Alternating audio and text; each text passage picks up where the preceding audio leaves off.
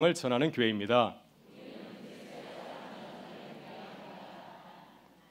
네, 하나 더 인사하도록 하겠습니다. 우리는 잃은 양 한 분을 천하보다 소중하게 여기는 교회입니다.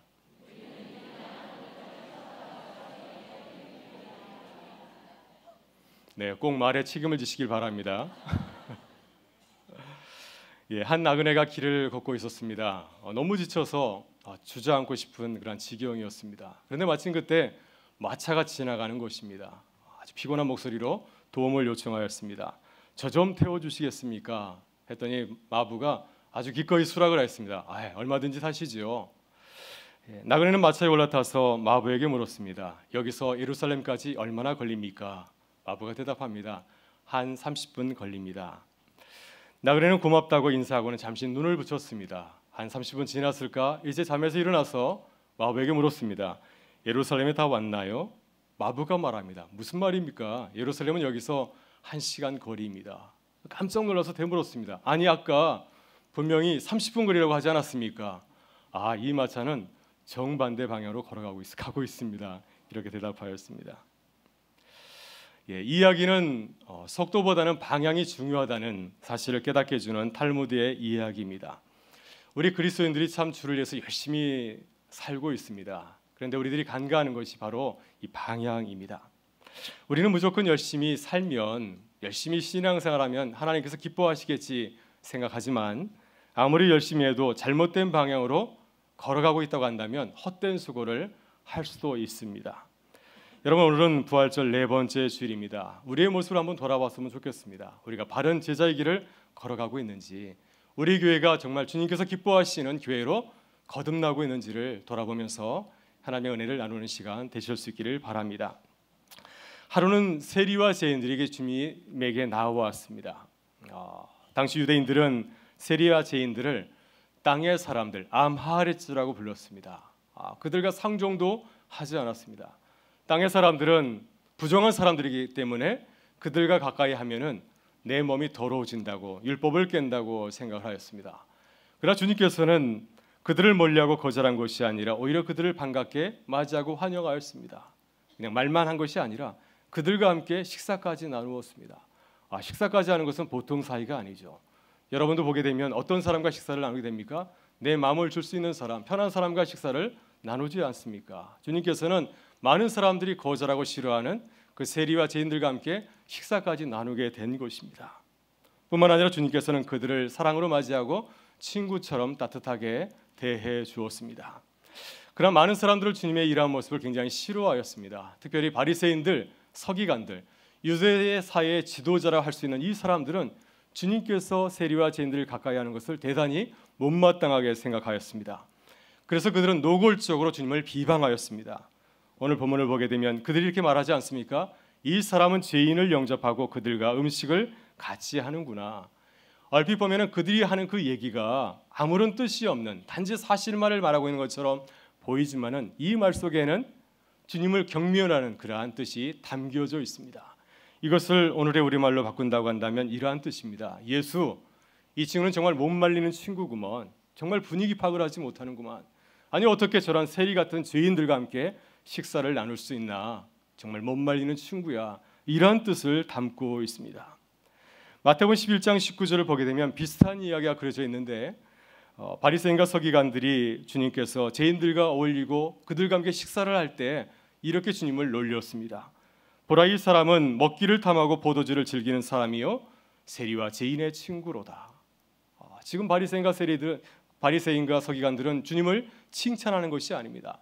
다른 사람들은 이 세리와 죄인들을 멀리하는데 이 예수라고 하는 청년은 그들과 가까이 지내는구나, 참 대단한 친구구나 하면서 주님을 높이는 것이 결코 아닙니다. 마치 예수님을 더러운 병균을 옮기는 전염병처럼 생각하고 아주 못마땅하게 주님을 바라보고 있습니다. 그때 주님께서 그들에게 아주 의미심장한 비유 하나를 들려주었습니다. 여러분 중에 어떤 목자가 있습니다. 그에게는 양 100마리를 가지고 있습니다.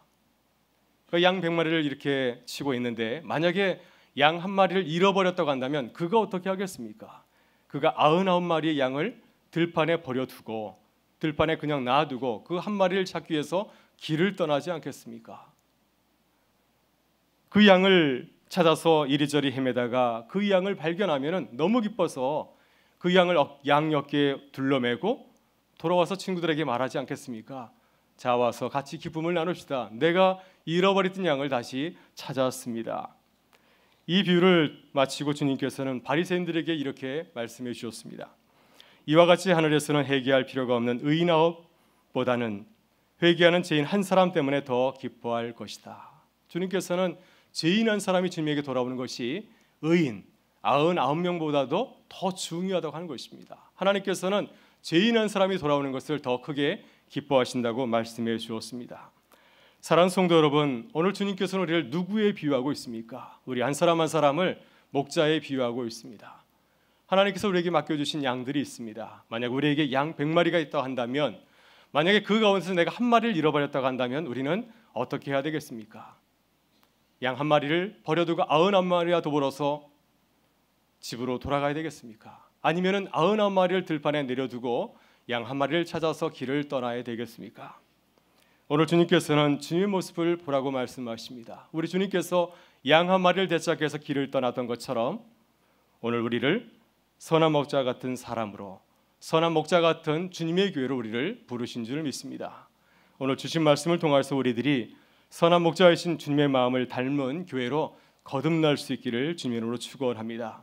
세 가지의 모습을 같이 나누고자 합니다. 첫째는 우리는 잃어버린 양 한 마리를 찾는 일에 더 많은 사랑과 관심을 기울여야 합니다. 여러분, 이 비유에서 이 목자는 양떼를 치다가 한 마리 양을 잃어버렸다고 하는 사실을 발견하였을 때 어떻게 하였습니까? 그는 99마리의 양들을 들판에 놔두고 한 마리 잃어버린 양을 향해서 길을 떠나게 됩니다. 여러분, 이 목자의 마음이 이해가 되시나요? 정말 이상합니다. 이해할 수가 없습니다. 양 한 마리보다는 99마리가 더 중요하지 않습니까? 만약에 99마리를 들판에 내버려 두고 양 한 마리를 찾으러 길을 떠났다가 잘못하면은 99마리에도 큰 문제가 생길 수 있지 않겠습니까? 또 길을 잃은 양은 다른 양들에 비해서 분명히 약하거나 문제가 있는 것이 분명합니다. 그러한 약한 양, 문제 있는 양을 다시 되찾았다고 해서 그것이 목자에게 무슨 도움이 되겠습니까? 더 큰 골칫덩어리가 될 수도 있습니다. 그렇기 때문에 얼마든지 목자는 그 양을 버려두고 포기할 수도 있습니다. 그러나 그럼에도 불구하고 이 목자는 잃어버린 양 한 마리를 찾는 일에 관심과 사랑을 기울이고 있습니다. 왜 그럴까요? 왜 그는 99마리보다도 한 마리 양에 더 많은 사랑과 관심을 기울이고 있습니까? 왜냐하면 이 목자는 누구보다도 그 잃어버린 양의 그 처지를 잘 알고 있기 때문에 그렇습니다. 지금 그 양은 어떤 형편 가운데 있겠습니까?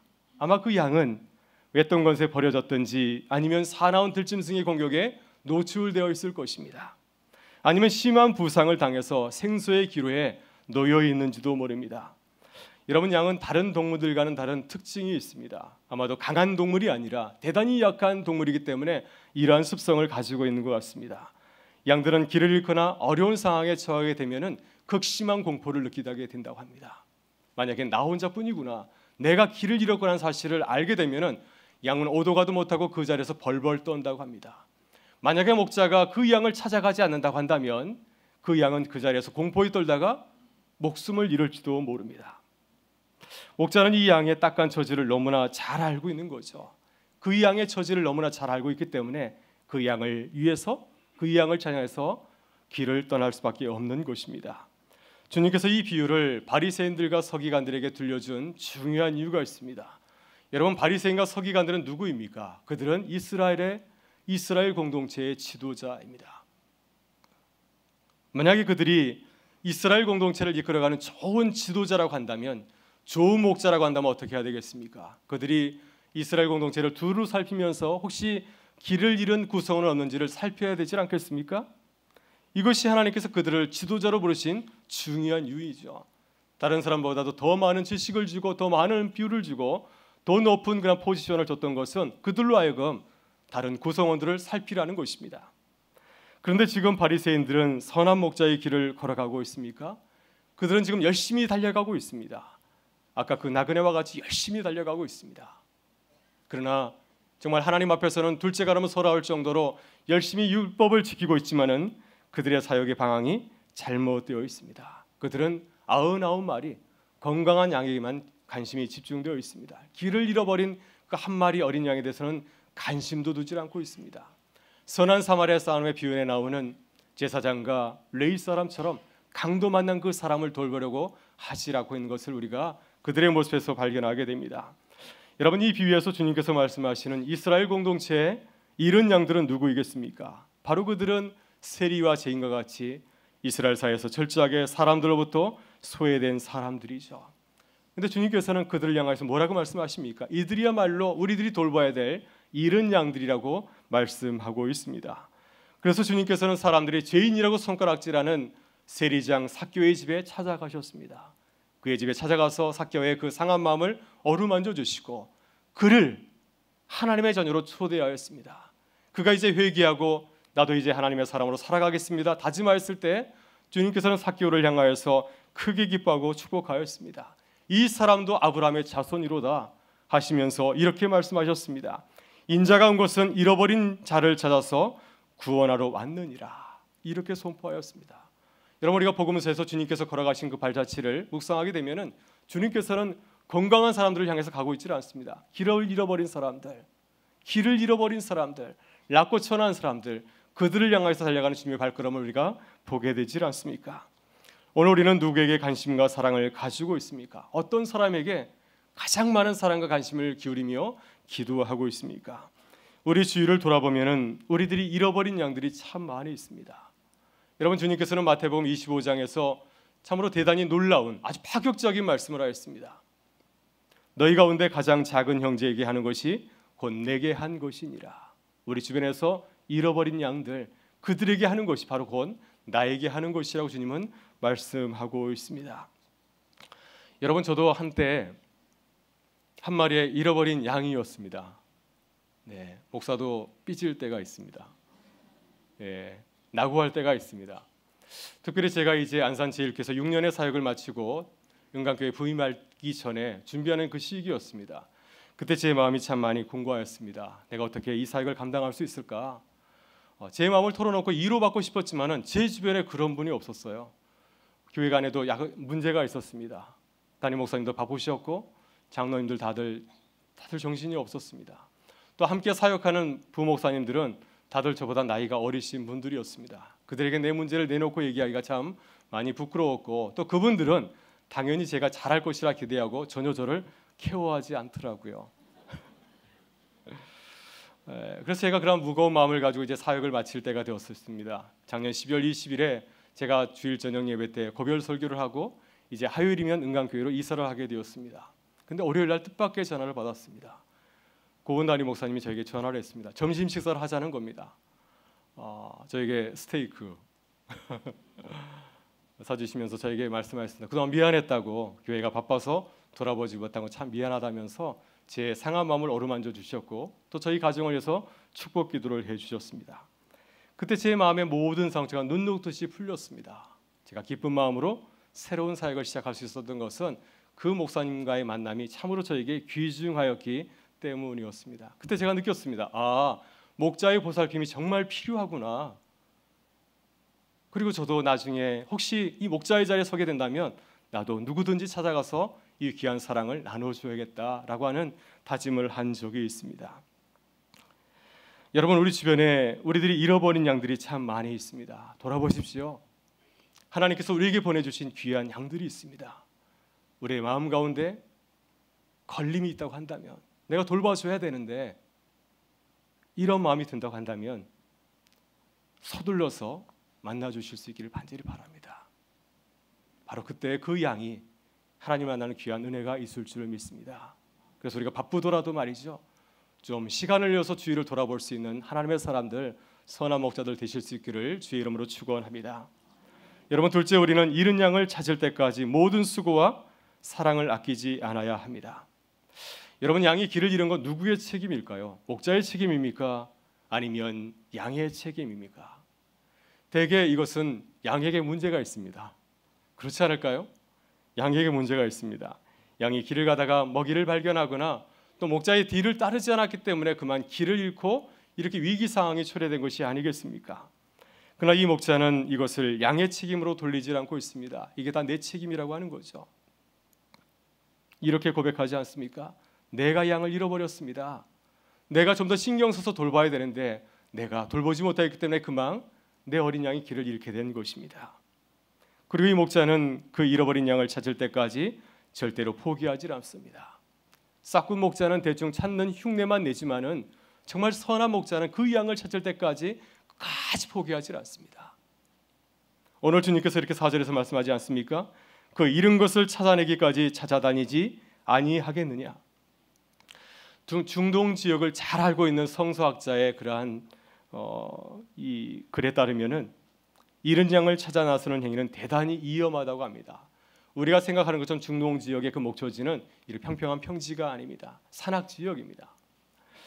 이런 지역에서 길을 잃은 양을 찾는 것은 대단히 힘든 일이죠. 하루에 끝나는 것이 아니라 2, 3일, 어쩌면 일주일까지 갈 수도 있습니다. 낮에는 얼마나 덥습니까? 40도, 50도로 오르내리는 폭염을 견뎌야 되고 또 한밤중에는 영하로 떨어지는 그 추위를 견뎌내야 됩니다. 그 양을 찾으러 길을 나섰다가 사나운 들짐승을 만날 수도 있고 아니면 무서운 도적들을 만날 수도 있습니다. 무슨 말입니까? 자칫하면 내 목숨을 잃을 수도 있습니다. 그러나 선한 목자는 잃은 양 한 마리를 찾기 위해서 갖은 수고 희생을 기꺼이 치르죠. 왜 그럴까요? 왜 선한 목자는 그 한 마리 잃은 양, 그게 뭐라고 그것을 되찾기 위해서 갖은 수고를 다 하는 것입니까? 이유는 단 한 가지이죠. 그 양은 내가 기르는 양이요 내가 사랑하는 양들 가운데 하나이기 때문입니다. 내 사랑하는 양이기 때문에 그런 수고를 다 하는 것이 아니겠습니까? 여러분, 이 비유 다음에 주님께서 탕자의 비유 이야기를 해주셨습니다. 이 탕자의 비유를 보게 되면 우리가 잘 알고 있는 탕자의 아버지가 등장하지 않습니까? 이 탕자의 아버지는 그 아들 때문에, 집 나간 그 둘째 아들 탕자 때문에 얼마나 수모를 겪었는지 모릅니다. 많은 재산을 잃게 되었고요, 그 아들 때문에 따뜻한 가정의 화목한 분위기는 깨지고 말았습니다. 동네에서는 망신살이 뻗쳤습니다. 많은 사람들이 그 아버지를 가리켜서 그 가정을 향하여서 뭐라고 얘기했겠습니까? 아들 잘못 키웠다고, 아들 잘못 키웠다고 그 가정을 향해서 얼마나 손가락질하였겠습니까? 그럼에도 불구하고 이 아버지는 아들이 돌아오기를 학수고대하지 않습니까? 그리고 그 아들이 돌아오자 그 아들을 내쫓은 것이 아니라 지극정성으로 반기면서 환영을 해주었습니다. 큰 잔치까지 베풀어 주었습니까? 왜 아버지가 이 탕자를 받아주나요? 동네 사람은 그 아버지의 마음을 이해할 수 없을 것입니다. 그러나 이 아버지가 사랑하는 아들을 받아주는 것은 다른 것이 아니라 그 아들은 바로 내 사랑하는 아들이기 때문인 줄 믿습니다. 여러분, 우리는 서로를 어떻게 바라보고 있습니까?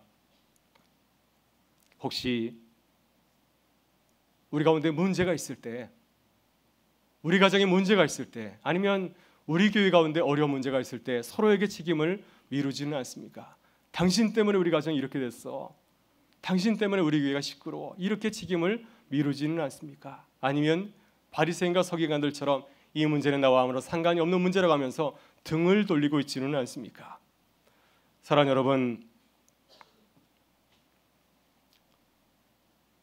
우리도 주님의 마음으로 서로를 바라보실 수 있기를 바랍니다. 아버지 하나님의 마음을 가지고서 서로를 돌아보실 수 있기를 바랍니다. 우리는 서로 남이 아닙니다. 우리는 주 안에서 예수 그리스도의 피를 나눈 한 형제 자매인 줄 믿습니다. 우리 모두는 나만 소중한 것이 아니라 우리 모든 성도님들은 천하보다 소중한 하나님의 자녀인 줄 믿습니다. 여러분, 그렇기 때문에 혹시 보이지 않는 형제 자매가 있거든 그 형제를 위해서, 그 자매를 위해서 간절히 기도하실 수 있기를 바랍니다. 혹시 내가 할 수 있는 일이 있다고 한다면 아까워하지 말고요, 그 도움을 주기를 바라고 따뜻한 문자라도, 따뜻한 전화 하나라도 보내줄 수 있기를 바랍니다. 그 작은 사랑의 그 제스처가 절망 가운데 있는 그 형제를 구하는 하나님의 사랑의 줄이 될 줄 믿습니다. 우리 모두가 간절한 기도와 따뜻한 사랑으로 형제 자매가 다시 주님에 돌아오게 하는 그런 축복의 동로가 될 수 있기를 주의 이름으로 축원합니다. 여러분, 마지막으로 우리는 잃은 양을 다시 찾았을 때 크게 기뻐하고 그 기쁨을 함께 나누는 공동체가 되어야 될 줄 믿습니다. 여러분, 무엇을 잃어버렸다가 다시 찾은 경험이 있습니까? 아마도 어머니들은 아주 어렸을 적에 자녀들을 잃어버린 그런 경험이 있을 겁니다. 한국의 어머니들은 자녀를 잃어버렸을 때 참으로 드라마틱한 모습을 보여주게 되죠. 자녀를 다시 찾으면 마구 때립니다. 왜 때린지 모르겠어요. 신나게 때린 다음에 다시 자녀에게 회개하지 않습니까? 미안해.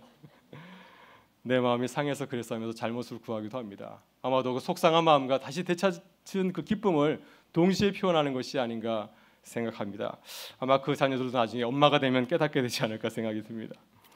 오늘 본문에서 잃어버린 양을 되찾은 목자도 같은 심정이었을 것입니다. 수일 동안 헤매다가 그 양을 찾았을 때 얼마나 기뻤을까요? 그래서 이 목자는 그 양을 자신의 양 어깨에 올려두고 그리고 산길을 내려오는 거예요. 여러분, 이게 상상이 됩니까? 저는 상상이 되질 않습니다. 왜냐하면은 양은 생각보다 무겁습니다. 다 자른 양의 무게는 25kg에서 35kg가 나간다고 합니다. 그 양을 어깨에 둘러매고 산길을 내려오다가 넘어지거나 굴르게 되면은 어떻게 될까요? 큰 일이 벌어지지 않겠습니까? 큰 부상을 당하지 않겠습니까? 그럼에도 불구하고 목자가 그 무거운 양을 양 어깨에 짊어지고 내려오는 이유는 뭡니까? 너무 기쁘기 때문에 그런 거죠. 너무 기쁘기 때문에 그 양의 무게를 못 느끼는 것입니다. 여러분, 탕자의 아버지도 아들이 돌아오자 크게 기뻐하면서 잔치를 베풀었습니다. 첫째 아들들, 아마도 그 잔치에 참석하였던 많은 마을 사람들은 그것을 이해하지 못했을 것입니다. 그러나 아버지가 그렇게 한 이유는 무엇입니까? 너무 기쁘기 때문에 그런 거죠. 아들이 돌아온 것이 너무나 기쁘기 때문에 그래 큰 잔치를 배설하는 것입니다. 그리고 첫째 아들에게 이렇게 얘기하였습니다. 이 내 동생은 죽었다가 살아났으며 내가 잃었다가 다시 얻었으니 우리가 즐거워하고 기뻐하는 것이 마땅하니라. 아멘. 오늘 주님은 이 목자의 기뻐하는 마음이 바로 아버지 하나님의 마음이라고 우리에게 말씀하고 있습니다. 잃어버린 주님의 자녀가 돌아오는 것이 하늘에 계신 아버지께서 가장 기뻐하시는 일이라고 하는 것입니다. 그래서 주님께서는 누가복음 15장에서 세 가지의 비유를 통해서 아버지의 마음을 우리에게 강조해서 말하고 있습니다. 한 가지 비유만 얘기한 것이 아니라요, 세 가지 똑같은 비유를 얘기하고 있습니다. 양을 잃어버린 그 목자의 마음, 잃어버린 동전을 되찾은 여인의 마음, 잃어버린 아들을 되찾은 아버지의 마음을 통해서 하나님께서 가장 기뻐하시는 것이 무엇인지를 우리에게 강조해서 말하고 있습니다. 오늘 이 비유를 마치면서도 주님께서 이렇게 강조해서 말씀하지 않습니까? 죄인 한 사람이 회개하고 돌아오면 하늘에서는 의인 99명보다도 더 기뻐하느니라. 이것이 하나님 아버지의 마음이라고 하는 것입니다. 저도 예전에 잃은 양을 되찾은 목자의 기쁨을 경험한 적이 있습니다. 제가 2002년 시카고에서 열린 코스타 부흥 집회, 유학생 부흥 집회에 참석했다가 뜻밖의 사람을 만나게 되었습니다. 그 학생은 제가 서울에서 교육전도로 섬길 때 외고에 다니던 남학생이었습니다. 이 친구는 의사가 되고 싶었습니다. 아버지의 뒤를 이어서 의사가 되고 싶어서 외고에 들어갔는데 성적이 시원치 않았습니다. 그래서 한국에서는 내가 의대에 들어갈 수 없겠구나 생각하고는 유학을 결심하게 되었습니다. 이 학생은 예배 시간에 늘 짜증스러운 얼굴이었습니다. 반항적인 얼굴로 예배에 임하였습니다. 그랬을 것 같아요. 내가 원하는 대로 성적은 나오지 아니하고 나는 의사가 되고 싶은데 의사가 될 수 없는 자신의 현실을 바라보면서 이 친구는 하나님께 늘 반항적인 태도로 예배를 드리곤 하였습니다. 저는 그 모습이 너무나 안타까워서 예배 시간마다 그 친구를 위해서 설교를 준비하곤 하였습니다. 그러나 끝까지 그 친구는 제 설교의 귀를 기울이지 아니하고 굳은 얼굴로 유학을 떠나게 되었습니다. 그게 참 마음이 아팠습니다. 그런데 이 문제의 학생을 코스타 유학생 집회에서 만난 것이었습니다. 대학생이 되어 있더라고요. 근데 제가 이 친구를 먼저 발견한 것이 아니라 그 친구가 저를 발견하였습니다. 근데 제가 그 친구를 발견하고 깜짝 놀랐습니다. 예전에 그 모습이 아니었기 때문입니다. 제가 마지막으로 기억한 그 친구 얼굴은 굳은 표정이었습니다. 원망이 가득 스른 그러한 표정이었는데 얼마나 밝고 기쁘게 웃고 있는지 깜짝 놀랐습니다. 그 코스타에서 이 친구는 미디어 사역부에서 섬기고 있었습니다. 무거운 방송 장비를 들고 일을 하는데 얼마나 기쁘게 감당했는지 모릅니다. 그날 밤에 그 친구가 제 숙소에 찾아와서 밤새도록 같이 이야기하였습니다. 자신이 미국에 와서 하나님을 만난 이야기, 내가 대학을 졸업하고 이제는 선교 사역을 하고 싶다는 그러한 고백을 전해줘서 깜짝 놀랐습니다. 저는 그날 밤 그 목자의 마음을 알게 되었습니다. 이거구나. 얼마나 기뻤는지 모릅니다. 저도 이 목자처럼 그 친구를 어깨에 둘러매고 이렇게 걸어 내려가고 싶더라고요. 그 친구가 근데 100kg가 넘어서 그렇게 하지는 못했습니다. 그리고 사람들한테 말하고 싶더라고요. 예전에 얘가 그렇게 속색인 친구였는데 이렇게 달라졌다고. 얘가 그 친구라고 하면서 많은 사람들에게 알려주고 싶었습니다. 그래서 그날 제가 하나님께 깊은 감사의 기도를 드린 것이 기억이 나고요. 또 함께 오지 못했던 아내에게도 전화를 걸어서 걔가 그렇게 달라졌더라고 하면서 기쁨을 나눈 기억이 있습니다. 사랑하는 성도 여러분, 우리 가운데 이러한 기쁨과 감사가 넘칠 수 있기를 간절히 축원합니다. 주님의 곁을 떠났던 사랑하는 형제 자매들이 다시 돌아와서 함께 예배드린다면 얼마나 기쁘겠습니까? 우리의 사랑하는 자녀들이 다시 주의 품으로 돌아와서 믿음의 자녀로 자라게 된다면 얼마나 기쁘고 감사하겠습니까? 오늘 주님께서 우리에게 이렇게 말씀하십니다. 나와 함께 즐기자. 나의 잃은 양을 다시 찾아내오노라. 잃은 양을 되찾고 기뻐하면서 그 양을 어깨에 둘러매고 내려오는 그 목자의 기쁨이 우리의 기쁨이 될 수 있기를 간절히 바랍니다. 또 그 기쁨이 매 주일마다 우리 예배 가운데 함께 할 수 있기를 주의 이름으로 축원합니다. 이제 말씀을 마치고자 합니다. 제가 사무실을 새로 꾸미면서 그림 한 점을 이렇게 벽에 이렇게 걸어 두었습니다. 어떤 그림이 참 걸면 좋을까 생각하다가 렘브란트가 그린 탕자의 귀향이라고 하는 그림을 걸어 두었습니다. 주님께서 기뻐하시는 교회의 모습이 바로 이 모습이 아닐까 생각이 들었습니다. 어떤 사람이 오든지 간에 기쁘게 맞이해 주는 그런 교회, 이것이 교회의 모습이 아닐까 생각이 들어서 탕자의 귀향 그림을 제 방에 걸어 두었습니다. 사랑하는 성도 여러분, 우리 주님께서는 우리들이 탕자의 아버지와 같은 교회가 되기를 바랍니다. 탕자의 귀향이 이루어지는 교회, 그런 꿈을 꾸고 나아가기를 우리에게 간절히 소망합니다. 우리 모두가 탕자의 아버지같이 선한 목자가 되어서 모든 사람을 품어주고 주님의 사랑을 나눠주는 하나님의 사람들, 하나님의 교회가 되실 수 있기를 주의 이름으로 축원합니다. 아멘. 이제 우리 다 같이 일어나셔서 주님 앞에 감사의 찬양을 올려드리도록 하겠습니다.